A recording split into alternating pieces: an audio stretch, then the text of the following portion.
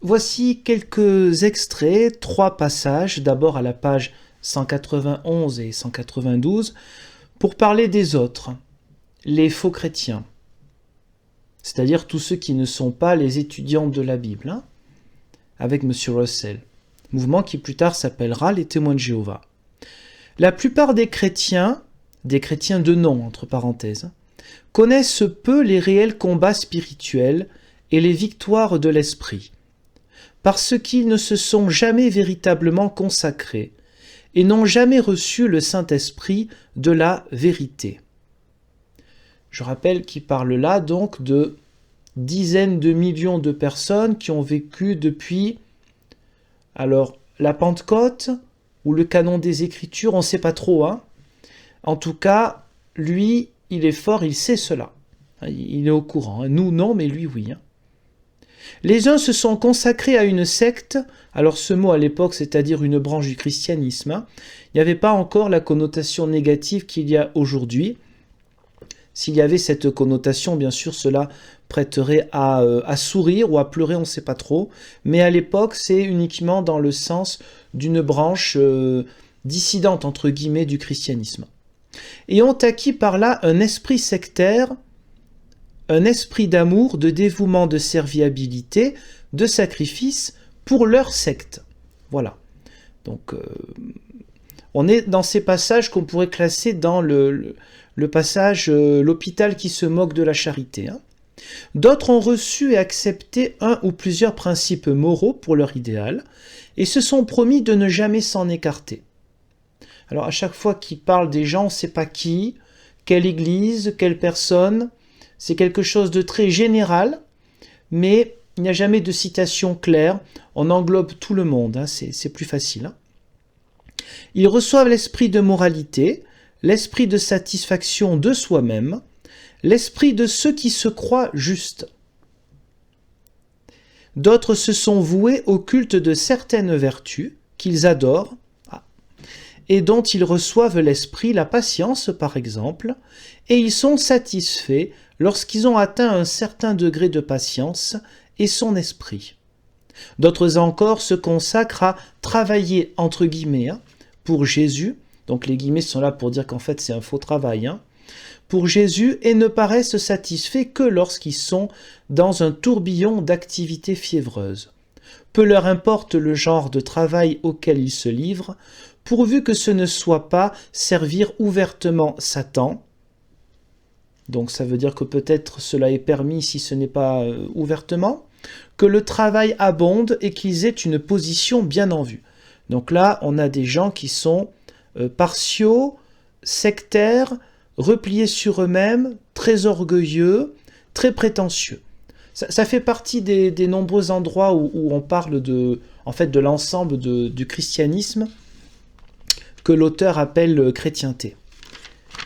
Ils se préoccupent visiblement davantage du travail que de résultats positifs et sont pleins de satisfaction en battant l'air, entre guillemets, et dans l'espoir d'avoir fait peu de mal. Donc, tous ceux qui se disent chrétiens, en fait, ils servent à rien. Hein, voilà.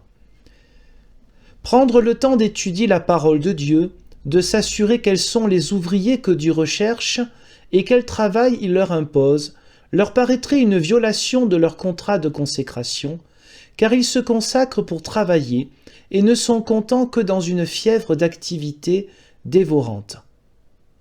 Donc, ce que M. Russell a vu, et n'oubliez pas que M. Russell, depuis 1874, c'est un âge nouveau, le soleil se lève, je mets des guillemets, c'est l'expression de ce livre, et des 2 autres qui suivront pour d'autres vidéos, Dieu voulant.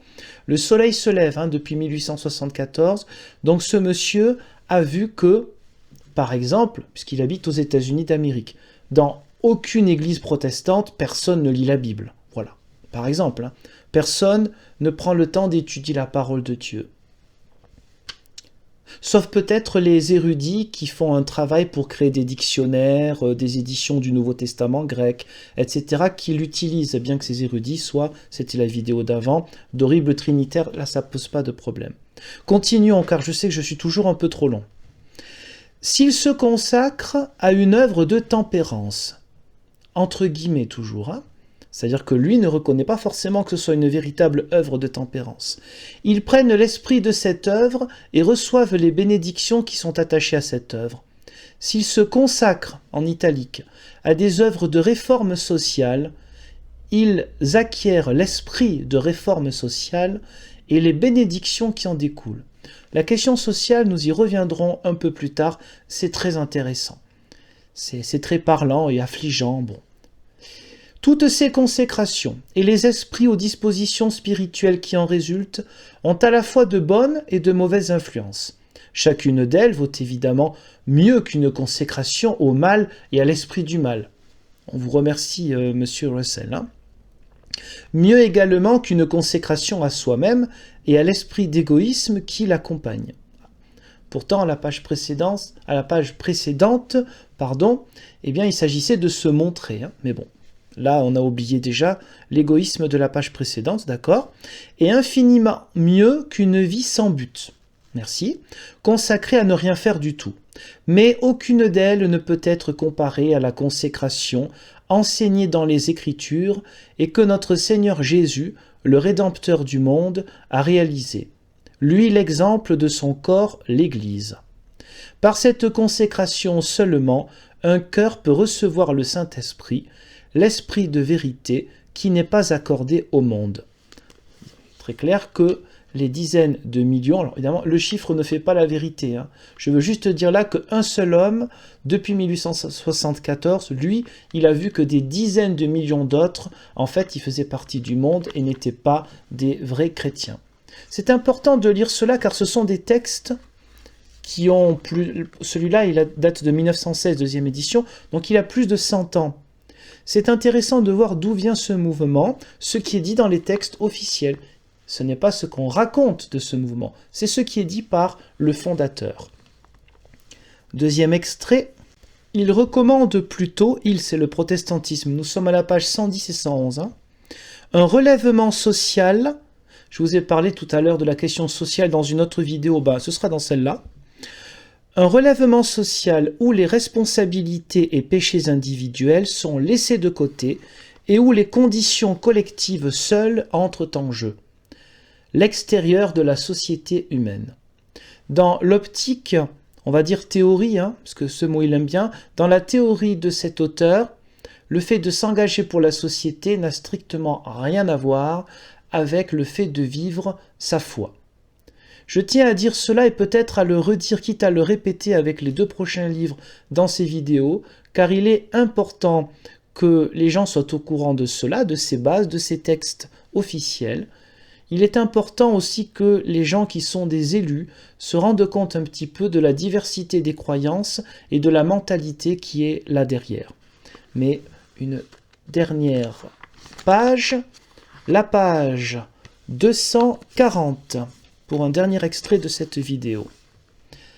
Avant de pouvoir affirmer que nous avons triomphé du monde, nous devons penser que ce n'est pas en le flattant, en nous associant à ses folies, et en donnant à celle-ci un caractère religieux, que nous devons en triompher, et pas davantage en nous engageant dans quelque œuvre de bienfaisance, en tenant une école du dimanche, en fondant une société d'assistance des pauvres, ou en nous mettant dans une église entre guillemets bien sûr, quelconque. Le Seigneur n'enseigne pas que nous pouvons vaincre le monde par ces moyens-là. Sa déclaration est catégorique, la victoire qui triomphe du monde, c'est notre foi. Alors évidemment, je traduis quand il dit c'est notre foi, c'est la foi telle qu'elle est vue par M. Russell, bien sûr. Donc vous avez une fois encore, pas pour faire un jeu de mots, eh bien la preuve, souvent question de preuve dans ce genre de livre-là, la preuve que la question sociale, voilà, penser aux pauvres, ça sert à rien, voilà. C'est vrai que quand on lit les évangiles, on voit que Jésus n'en a rien à faire des pauvres, voilà. Je pense que parmi vous, personne n'a besoin d'avoir bac plus 50 en théologie pour avoir lu le Nouveau Testament, notamment les évangiles, et vous verrez par vous-même, croyant ou non croyant, que la question de la pauvreté, la question du prochain, et Jésus ne regarde pas s'ils sont de la bonne ou de la mauvaise religion, ce qu'il fait avec la Samaritaine, ce qu'il fait avec bien d'autres personnes, Mais n'oubliez pas que le soleil ne s'était pas encore levé à l'époque, il se lèvera à partir de 1874, pour Monsieur Russell, pas pour les autres. Je vous remercie.